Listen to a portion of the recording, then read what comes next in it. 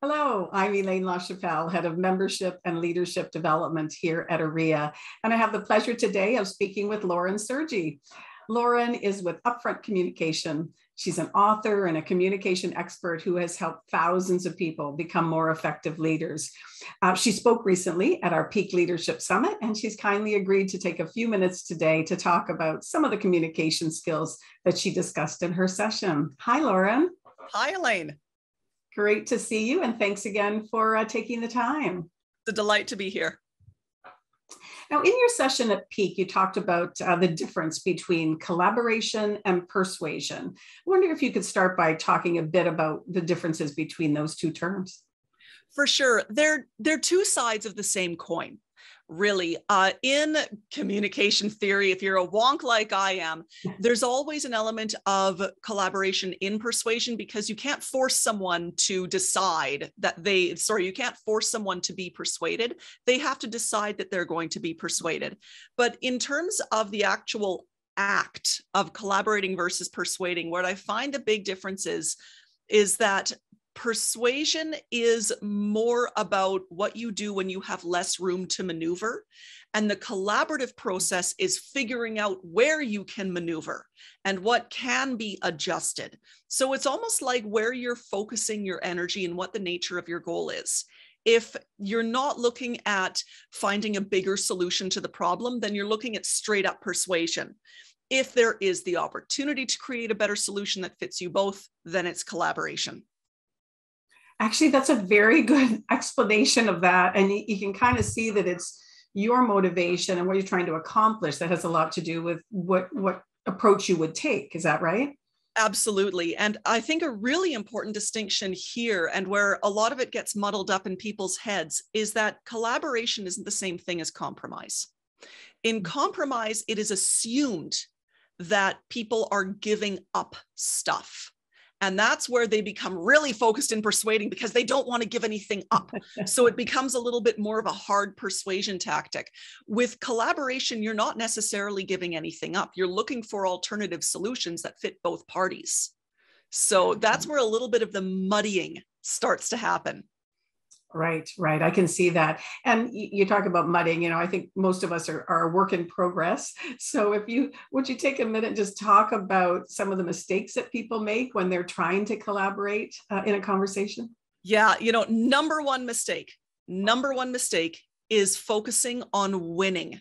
And that's all about the headspace that you're in. Many of us, when we enter into these conversations, there's a part of us that wants to be right, that wants to win. And they say, yes, oh, I see the wisdom of your ways. Yes, Elaine, I will do exactly whatever. And it feels so good when that happens.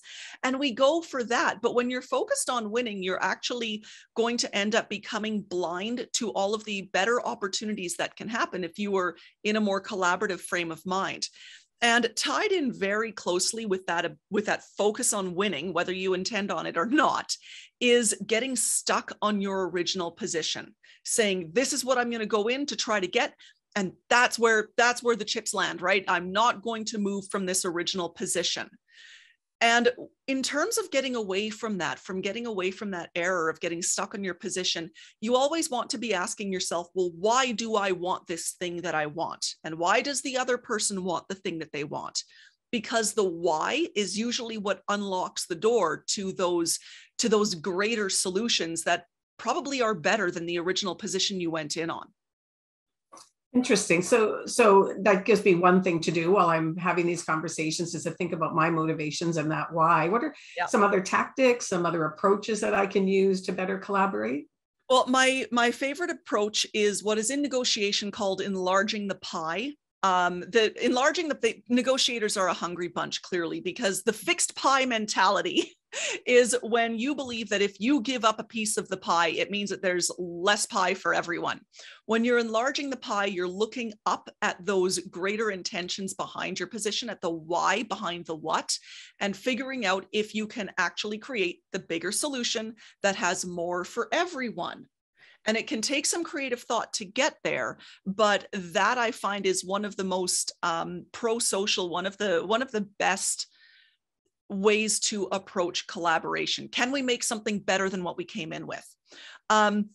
Another tactic that I really like is asking questions. This is how I get to the why with other people. Well, why do you think that way? And why is this piece important to you? And why do you want what you want? The idea there is that I get them talking to me, which first up gives me more information, allows me to see areas in which I can collaborate or persuade. And secondly, starts to build up trust. When we demonstrate that we're listening to people's concerns and we understand their concerns, so we're able to rephrase them back at them, then their level of trust builds up in us and they'll become more likely to collaborate with you. They want to work with you. So that's a really, really important one.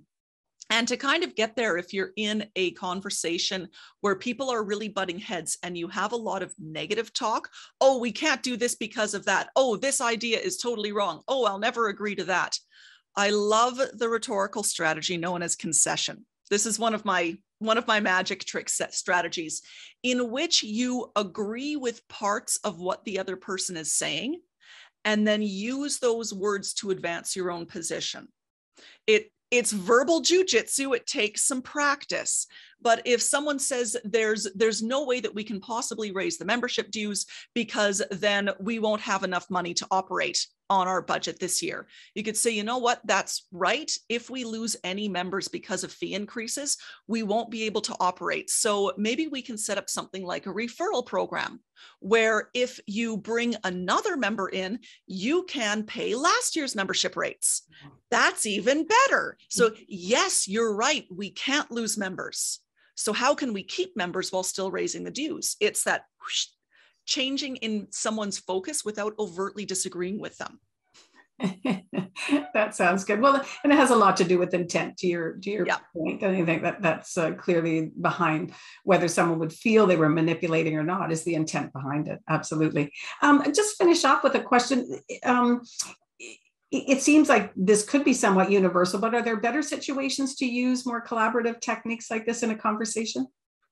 I find that whenever you have a conversation where it might not necessarily be a service provider client type conversation, but if you are speaking to a board, let's say, where you do have equal weight of opinion and people are trying to come to a communal decision about something, these types of strategies work extremely well. Realistically, though, they apply to any collaborative or persuasive conversation. And it's good to recognize that because that means you have endless opportunities to practice them. So if you look at every conversation and think, can I get through an entire conversation with my friend over here by just conceding their points? How long can I keep that up for? And then try to keep it up until they look at you funny and say, what are you doing? That's how you practice these things. But if you're negotiating for a car for the price of marketing materials, you're trying to come to a communal decision about what a reasonable budget range is for a client who is shopping for a property. These sorts of tactics apply everywhere.